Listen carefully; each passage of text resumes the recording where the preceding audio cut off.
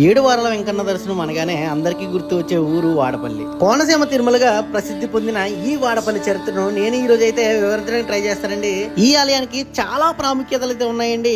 ఈ ఆలయంలో మూల విరాట్ రాతితో చేసింది కాదండి, ఎర్రచందనం చెక్కతో స్వయంపుగా వెలిసిన విగ్రహం అండి. అందుకనే ఇక్కడ మూల విరాట్ కి పంచామృత అభిషేకాలు చేయరండి, కర్పూర తైలంతో అభిషేకం మాత్రమే చేస్తారు. ఇక్కడ స్వామివారు శ్రీ భూ సమేత శ్రీ వెంకటేశ్వర స్వామిగా కొలువై ఉన్నారు. ఇక్కడ స్వామివారికి వెంకటేశ్వరుడు అని నామకరణం చేసి నారదుల వారే స్వయంగా ప్రతిష్ఠించారటండి. ఈ ప్రదేశాన్ని పూర్వం నౌకాపురి అని పిలిచేవారటండి. నౌక అంటే వాడ, కాలక్రమేణా అది వాడపల్లిగా పిలువబడుతుందండి.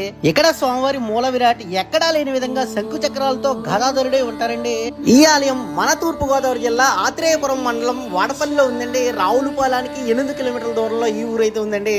ఇక్కడ స్వామివారిని 7 వారాలు దర్శించుకుంటే కనుక కోరిన కోరికలు తప్పనిసరిగా తీరుతాయని ఇక్కడ భక్తుల ప్రగాఢ నమ్మకం అండి. ఇక ఆలయ చరిత్ర విషయానికి వస్తే వాడపల్లి